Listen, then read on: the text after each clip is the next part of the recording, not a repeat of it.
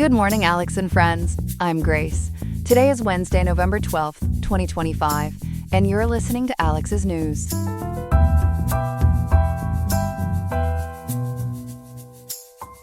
The high in Riverside today is 68.3 degrees, with a low of 54.9, so expect a mild fall day perfect for getting out and enjoying the crisp air. Coming up, we'll examine the concerns over a U.S. aircraft carrier's deployment near Venezuela and the risks of escalating tensions there. We'll also break down the backlash against President Trump's suggestion to extend mortgages to 50 years and what it could mean for homebuyers. Plus, other key stories on global trade shifts, local tech innovations, and more. All this and beyond on Alex's News. Stay with us.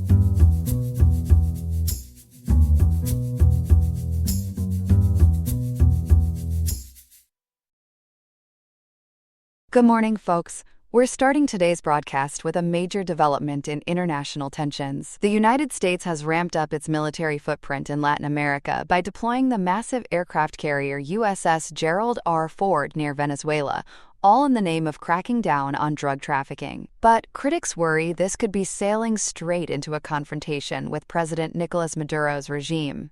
Joining me now to unpack this is our national security correspondent Ethan, who's been following the story closely from our studios here. Thanks, Grace. It's a real game of high-seas chess out there in the Caribbean. As of today, November 12, 2025, the nuclear-powered USS Gerald R. Ford, which is the Navy's biggest and most advanced carrier, has joined what officials call an enhancement to anti-narcotics operations. But let's break it down. The carrier was pulled from its Mediterranean plans and redirected into the U.S. Southern Command Area, which is basically everything south of Mexico, including the Caribbean and surrounding waters. According to two anonymous U.S. officials cited in a Reuters report published by GV Wire yesterday, the strike group entered that zone on November 11th, just one day ago. Ethan, for those tuning in who might not be up on naval jargon, what's a strike group exactly? And why is this one such a big deal? Great question, Grace. A strike group is like the carrier's full entourage. It includes the Ford itself, which can carry over 75 aircraft like F-18 Super Hornets for bombing runs, surveillance planes, and helicopters, plus about 5,500 crew members.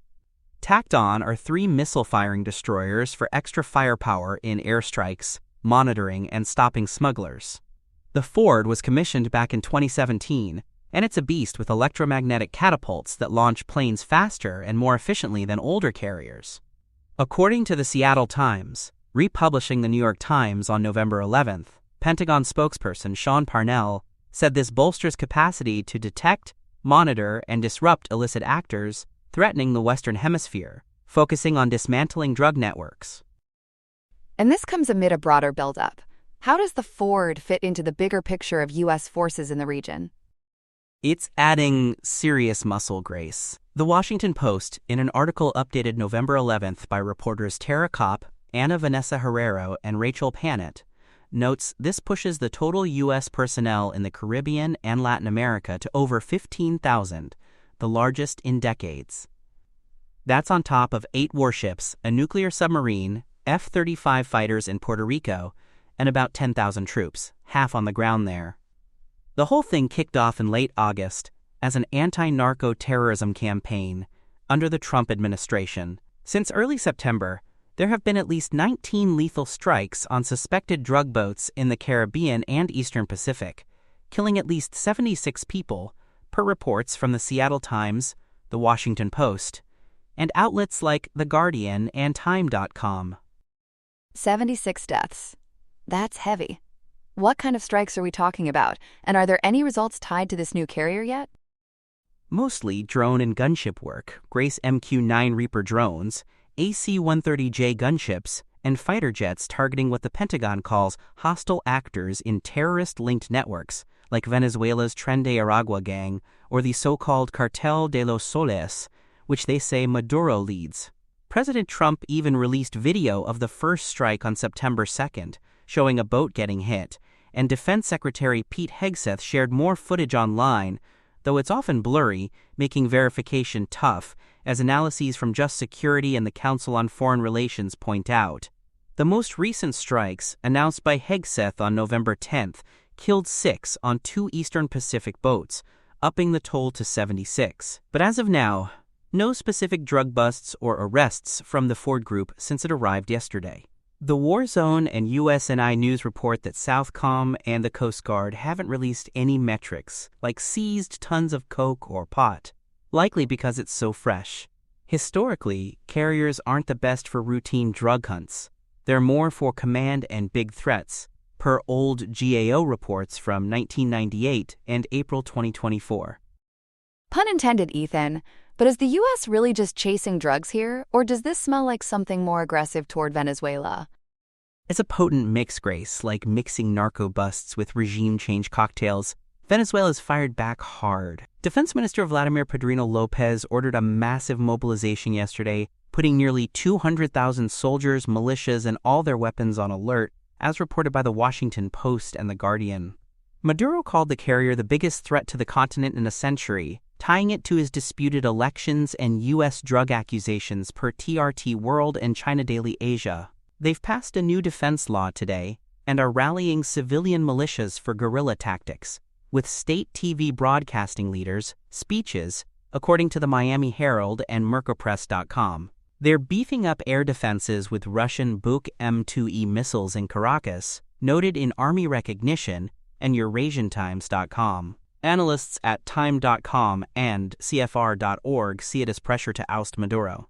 Trump upped the bounty on him to $50 million for trafficking, hinted his days are numbered, and okayed CIA sabotage ops per thejournal.ie and news.cn. Potential plans include airstrikes on his sites or grabbing oil fields, though Trump shies from ground risks. The world is reacting too. Any allies pulling back? Definitely some fallout, Grace. Britain suspended intel sharing on drug boats from places like the Cayman Islands, calling it complicity in illegal hits, a rare split confirmed by CNN and a Western official in the Seattle Times. Colombia's President Gustavo Petro stopped cooperating after a strike killed a fisherman in mid-September, pushing a UN proposal to halt them. Trump fired back, calling him a drug leader, and cut funds per CBS News and the Quincy Institute. Russia's Sergei Lavrov slammed it as lawless. France's Jean-Noël Barrot said it risks instability via Anadolu Agency and Morocco World News. The UN's Volker Turk called the deaths extrajudicial, saying drugs are a cop issue, not war, and they had an Emergency Security Council session October 10th at Venezuela's request, per UN.org and OHCHR.org. OAS has protests from Bolivia and Nicaragua, no full unity, says Mercopress.com. Amnesty and Just Security warn of crimes against humanity. Legally, is this on solid ground? Shaky at best, Grace. The administration leans on Trump's Article 2 powers, claiming an armed conflict with cartels as unlawful combatants. Backed by a secret Office of Legal Counsel opinion allowing no trial killings, per Steve Vladeck at upenn.edu and wola.org. They skipped the 2001 AUMF or the Maritime Drug Law Enforcement Act, which is for busts, not bombs unless self-defense. Critics at CFR and UN say no armed attack under UN Charter Article 51, making it extrajudicial. No public proof like satellite pics or boat IDs for the 19 strikes.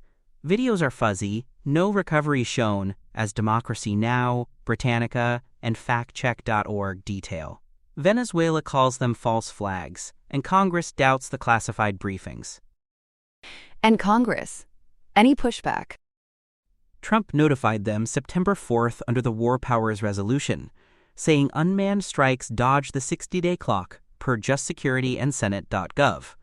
A bipartisan resolution November 6th by Tim Kaine to block Venezuela action failed 49 to 51. Hegseth, Marco Rubio, and legal folks briefed no land ops, but lawmakers want more proof. No court fights yet, but worries over posse comitatus linger, via fcnl.org and congress.gov.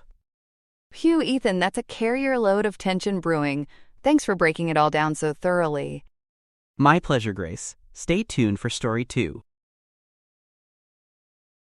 And now for our second story this morning, we're turning to the heated debate over President Trump's latest idea on housing affordability, a proposal for 50-year mortgages. Chloe, as our housing and economy reporter, you've been following this closely. Can you walk us through how this all started and what exactly President Trump proposed? Absolutely, Grace. The proposal really took off on November 8th, just 4 days ago, when President Trump posted about it on Truth Social. According to reporting from CBS News, it stemmed from a casual weekend chat at Mar-a-Lago between Trump and Bill Pulte, who's the director of the Federal Housing Finance Agency, or FHFA for short, the independent agency that oversees big players like Fannie Mae and Freddie Mac, which help make mortgages available by buying them from lenders. Pulte suggested extending the typical 30-year fixed-rate mortgage to 50 years to slash monthly payments and make buying a first home easier for young folks and first-time buyers struggling in this tough market. Trump liked the sound of it and shared a graphic on his post at 1:10 in the afternoon, showing portraits of past presidents with labels, drawing a line from Franklin Delano Roosevelt and the 30-year mortgage to himself inventing the 50-year version. It's like he's trying to stretch the American dream into extra innings. Stretching mortgages to 50 years does sound like quite the long game, but I understand there's been some internal pushback in the White House. What are officials saying about this? You're right, Grace. It's not all smooth sailing. CBS News sources say the idea wasn't fully vetted by top administration folks before Trump hit post, which caused some frustration inside the Beltway.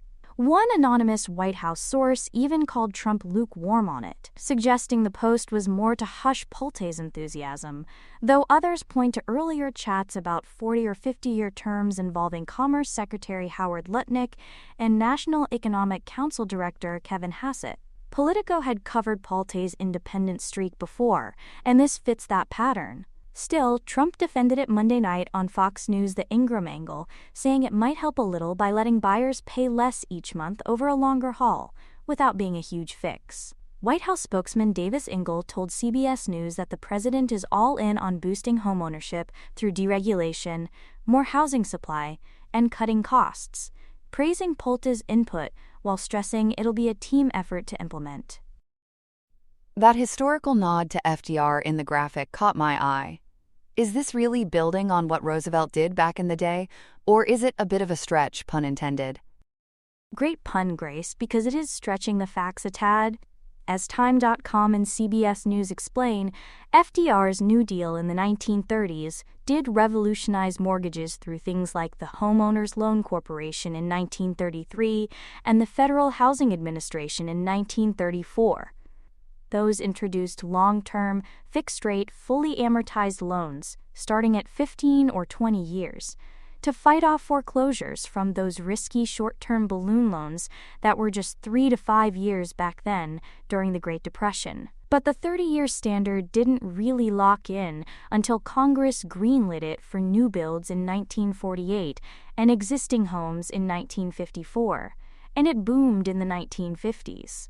So FDR laid the foundation, but Trump's graphic simplifies it to give him full credit for the 30-year norm. It's a bold historical high five, but not entirely precise. We've seen longer mortgages tried before, right? How did those experiments pan out, and why might this one face similar hurdles? Exactly. History has some cautionary tales here. In the mid-2000s, Fannie Mae tested 40-year loans to ease monthly bites when home prices were soaring. But they never caught on big, because the secondary market, where investors buy these loans, shied away, and worries about sky-high total interest killed the vibe.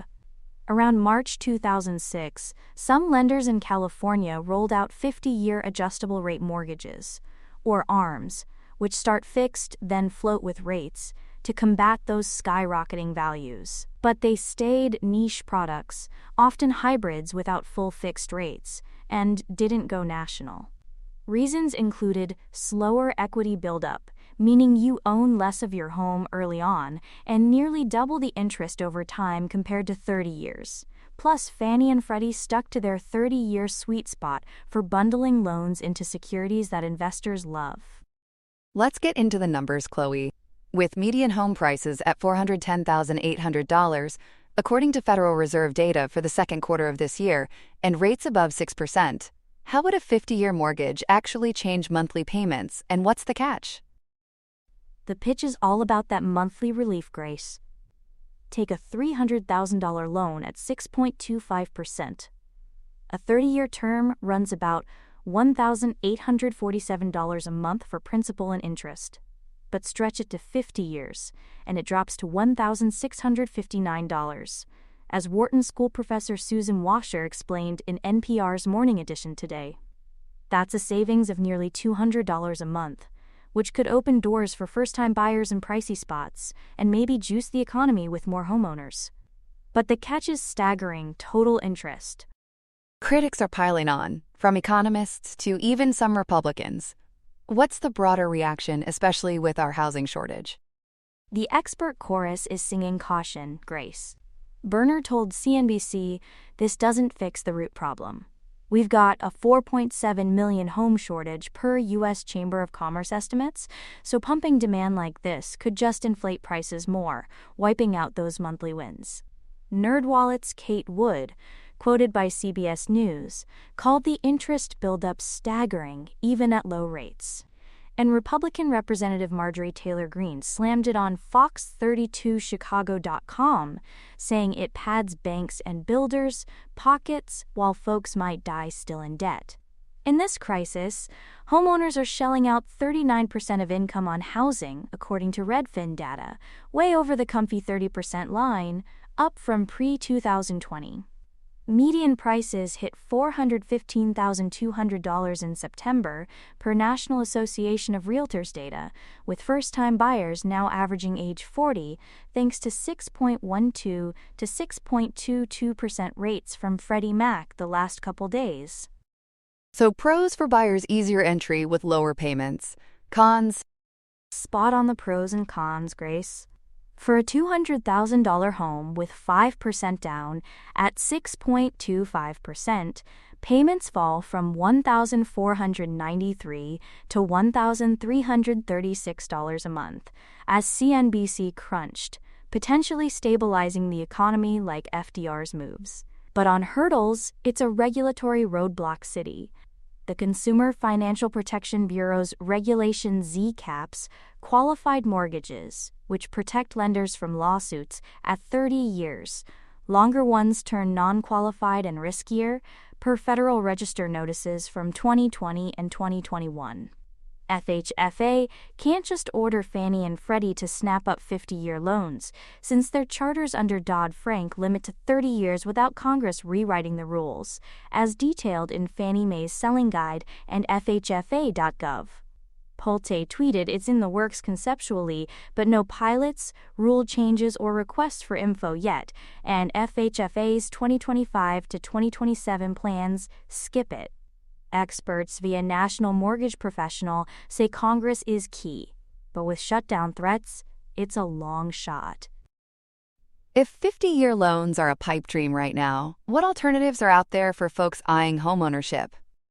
Plenty of shorter-term fixes, Grace. For immediate help, government-backed options like FHA loans with just 3.5% down and a 580 credit score minimum through lenders like PennyMac, which even tosses in a $1,000 closing credit at low rates. VA loans for vets offer zero down, no private mortgage insurance, and Navy Federal's rate match perks. USDA loans target rural areas with similar ease.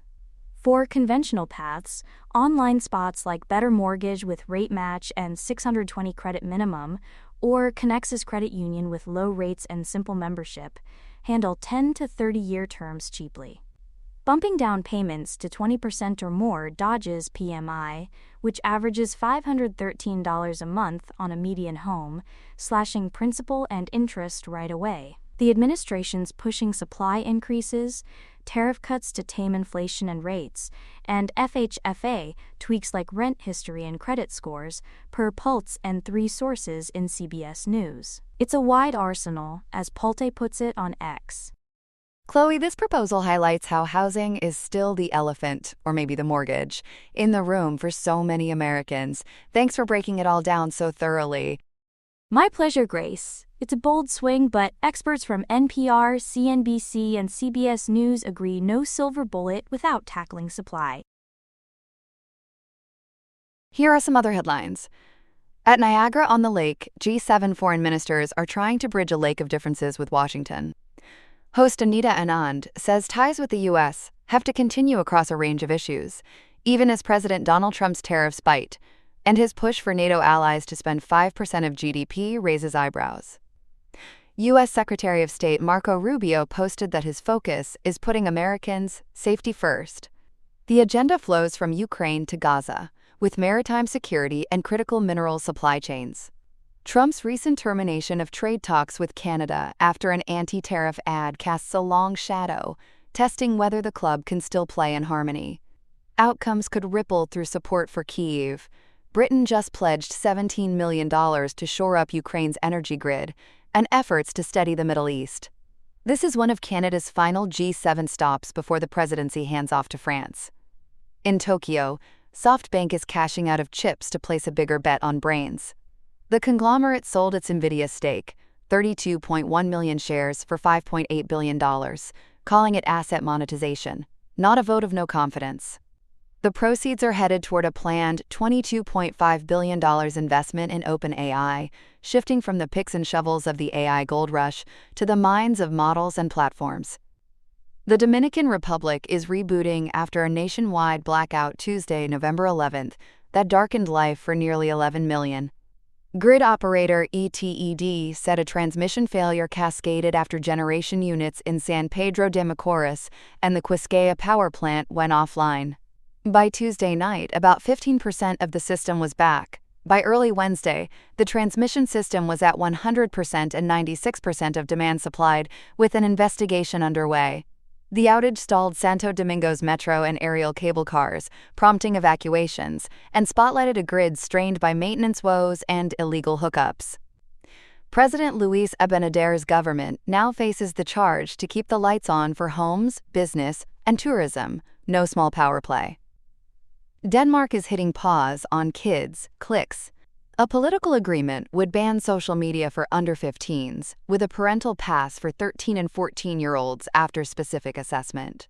Digital Affairs Minister Caroline Stage Olsen calls it a groundbreaking step after platforms had free reign in children's rooms. It leans on age verification, aligned with the EU's Digital Services Act and Digital ID. Parliament must pass it, but majority backing suggests a like and subscribe from lawmakers and a challenge for big tech. And in U.S. health policy, the FDA will lift its black box warnings from more than 20 menopause hormone therapies. Announced by HHS Secretary Robert F. Kennedy Jr. and FDA Commissioner Marty Makary, the move revisits a 2002 study and says risks of heart attack, stroke, dementia, and breast cancer were overstated for women under 60 or within 10 years of menopause. Endometrial cancer warnings remain for systemic, estrogen-only products in women with a uterus. Labels will be updated in coming months, aiming to turn hot debate into cooler, shared decisions. That's all we have for now. Today's episode was made by Alexander King with GPT-5, Gemini Pro 2.5, Gemini Flash 2.5, and Google Cloud Text-to-Speech. I hope you have a great day. I'll see you tomorrow, Alex.